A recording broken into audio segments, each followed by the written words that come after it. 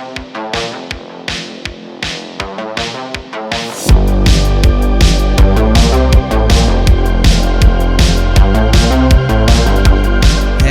and welcome to Diecast Restos. I'm Jason and I've been looking forward to taking on this one.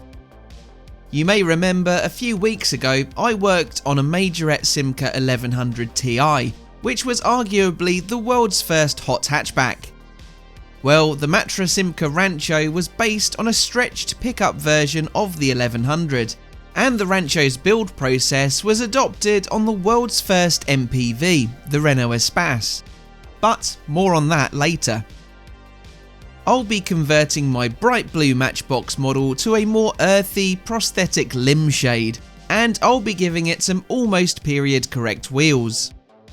The distinctive 5 narrow slot steel wheels are tricky to match, so the Hallebrand Sprints were the best I could come up with.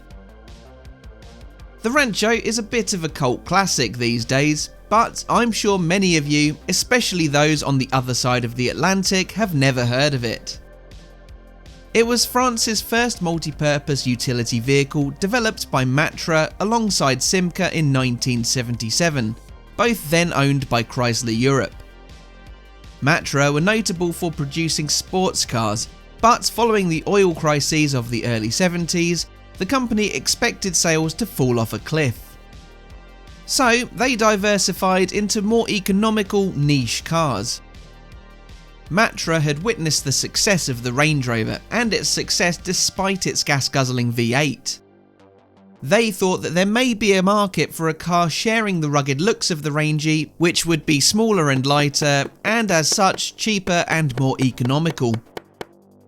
Chrysler backed the development on the basis that a Spanish dealer was already producing a Simca 1100 van called the 1200 Campero. They even took one of these back to France, pulled it apart, and decided that the project could go ahead using mostly existing Simca parts. Its mostly fiberglass body borrowed styling cues from the Range Rover. The front was very much the 1100 and built on a stretched chassis.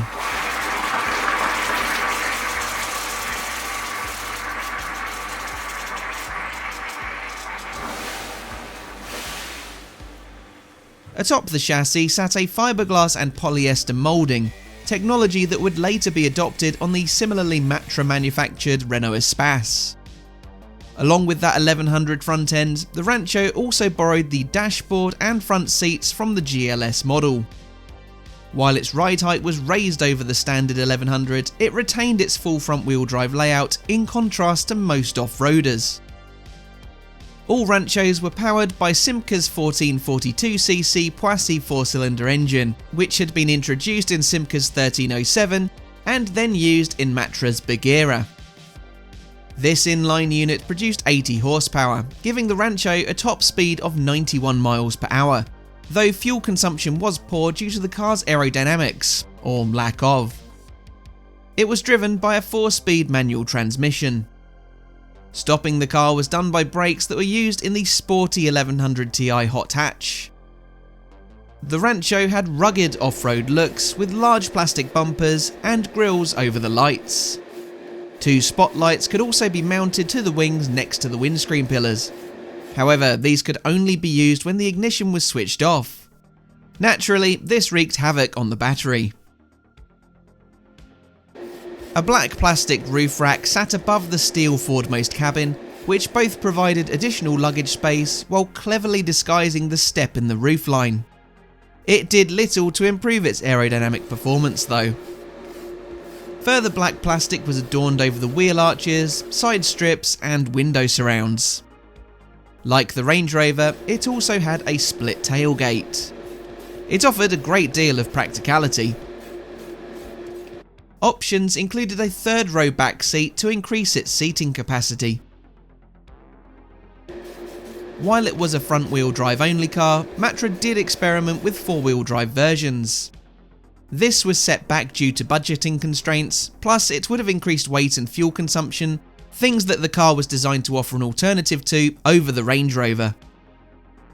Other plans included fitting it with the bigger 1.6 litre engine from the 1307, but this never came to fruition either. Despite its lack of off-road technical capability, the Rancho was equipped with a sump guard. Oh, shit.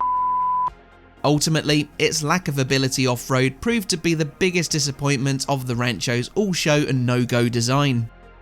So, Matra marketed the car as a leisure activity vehicle. Their publicity material featured people using their Rancho to indulge in outdoor sports in off-the-beaten-track locations. You can see as much in the advertisement I've added to this video's outro, with the car being athletically launched over a yump and being driven off the road to avoid traffic. Motor Magazine in the UK said that it was well equipped and fun to drive, but overall it is a compromise, more capable than the average estate, but difficult to take seriously as an off-road vehicle. The Rancho proved to be popular amongst buyers, particularly in France. Buyers favoured the form over function offering for a price 20% less than a Range Rover. It placed fourth in the 1977 Car of the Year voting. Over the years, it was offered with several different packages, such as the Grand Raid. This was fitted with an electric winch on the front bumper, an extra spare wheel mounted to the roof, and a limited slip differential. These also had greater undercarriage protection, bronze tinted windows, and it only came in a matte green colour. There was also the Rancho X, with its alloy wheels and metallic paint. It was the upscale model. Or there was the Découvrable model. This had an open frame rear cabin with roll down fabric covers.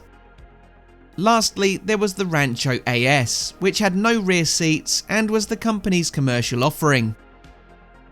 Its name changed from Matra Simca to Talbot Matra Rancho in 1979, reflecting the change in ownership of its parent company. Speaking of names, it was sold in Italy as the Ranch rather than Rancho across the same period. Matra began developing a replacement for the Rancho dubbed P18 in 1980. This was to be much larger than the Rancho, but it was based on the same stretched floor pan. New parent company Peugeot did not feel the project was financially viable, and Matra's proposal was rejected.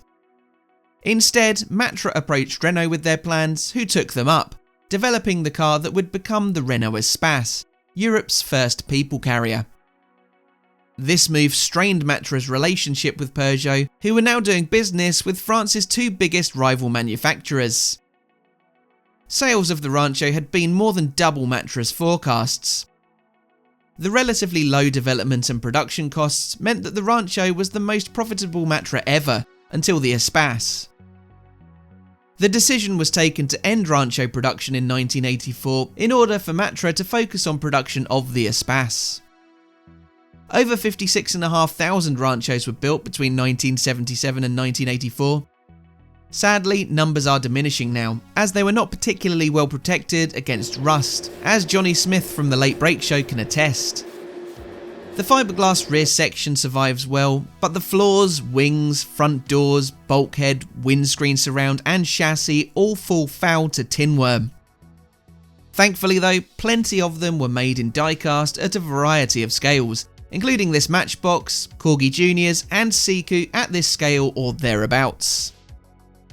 Matchbox's Rancho was produced at the tail end of the Lesney period in their history, being introduced in 1982, 5 years after the real car's launch. Made in England, the first iteration was painted blue like mine was. They were never offered in the North American mainline, only forming part of the rest of world lineup.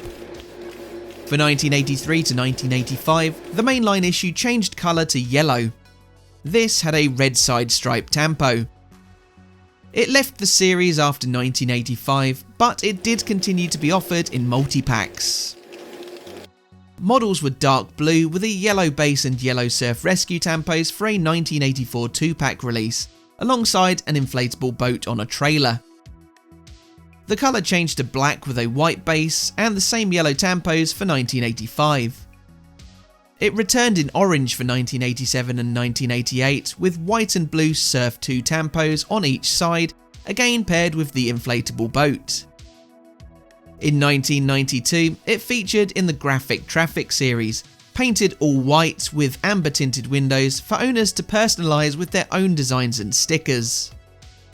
The final design to be issued had marine rescue tampos in a fluorescent yellow in 1992, before a blue version of the same livery appeared in 1996. In addition to this 1 in 60 scale model, Lesney introduced the Super Kings version of the Rancho in a larger scale in 1982. This was produced in a variety of designs all the way through until 1998. I have to admit, there is something quite appealing about a Rancho. Maybe it's the rugged looks, maybe it's that stepped roof, maybe it's that split folding tailgate. Either way, I know I've been eager to impress on it my interpretation of how the model should appear.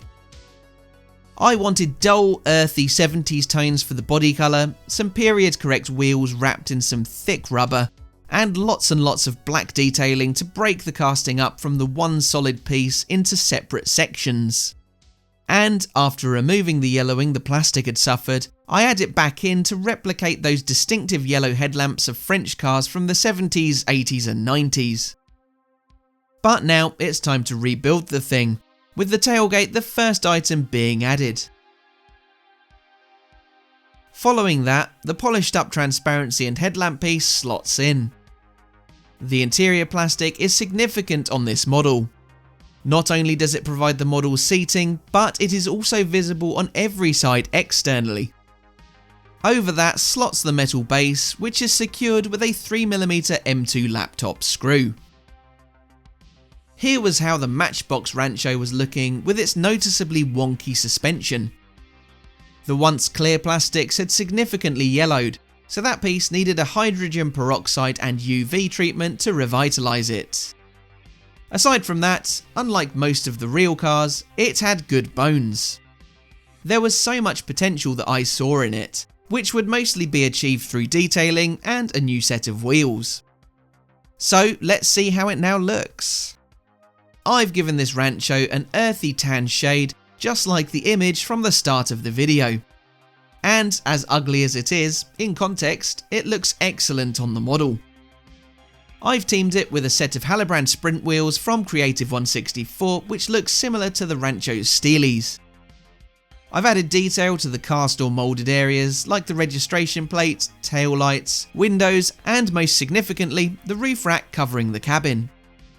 I've also chipped away the paint on the cast Matra and Rancho lettering front and rear to produce realistic looking badging, plus I've yellowed the headlights and fog lamps for that authentic 70s or 80s French aura. Do let me know your thoughts on the build down in the comments and leave a like if you enjoyed the video. Please also subscribe if you haven't yet done so, but all that leaves me to say is thanks for watching and I'll see you again for the next one. Bye for now.